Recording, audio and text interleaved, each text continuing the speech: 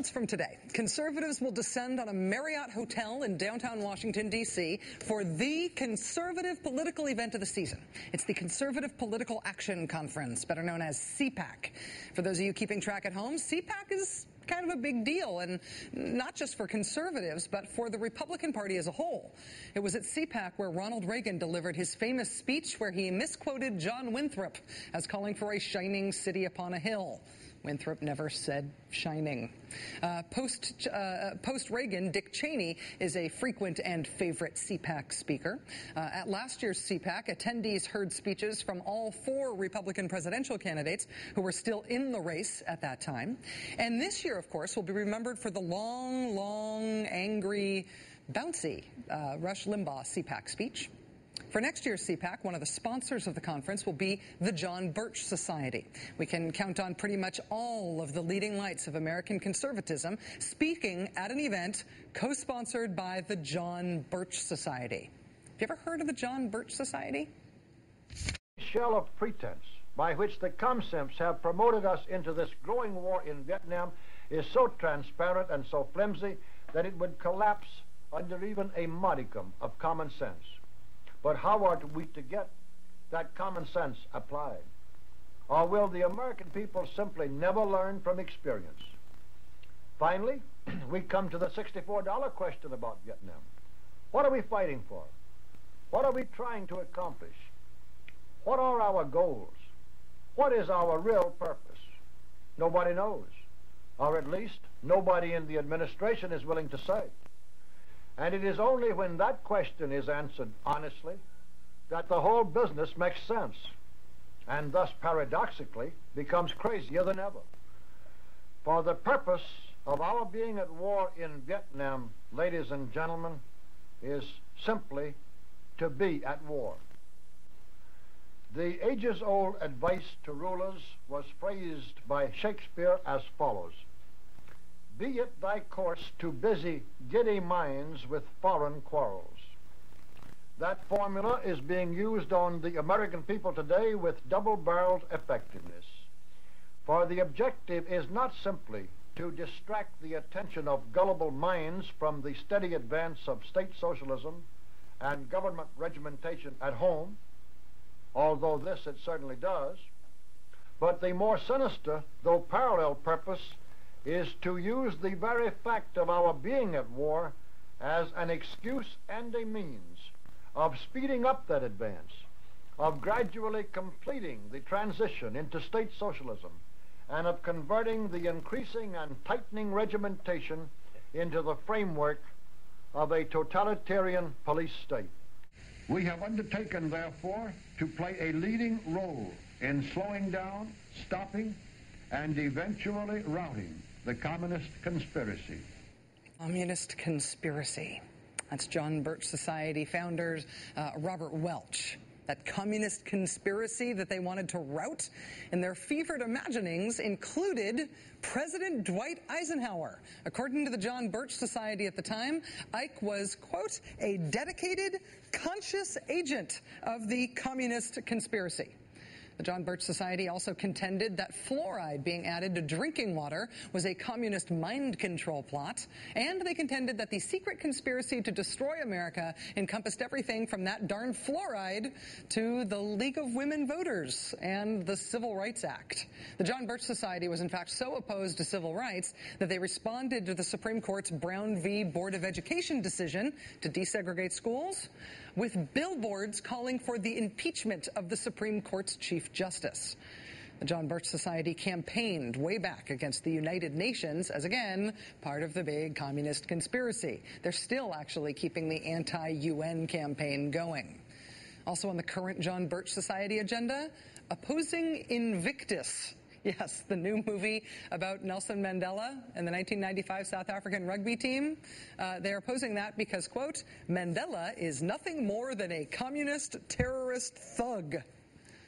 So imagine that the right wing is like a rug, right? And on the far edge of that rug is fringe. Now imagine that that fringe also has fringe. The fringe on the fringe of the right wing of the American conservative movement, that's the John Birch Society. As far back as the 1960s, the John Birch Society was more or less officially banished from the mainstream conservative movement. In 1965, a coordinating committee of the Republican Party passed an official statement calling on Republicans to reject membership in the John Birch Society, calling it a radical or extremist group.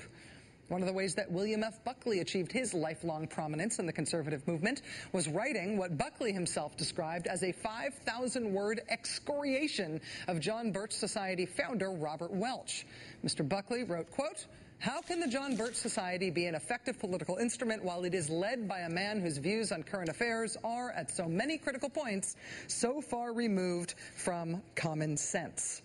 That was how the mainstream conservative movement cut off the fringe way back in the 1960s. But now it's almost impossible to find the rug for all the fringe. The mainstream conservative movement is starting to look like this. News today that Michael Steele, the official head of the Republican Party, will be holding a joint anti-health reform press conference on Monday with the unofficial head of the Tea Party movement, former House Majority Leader Dick Armey.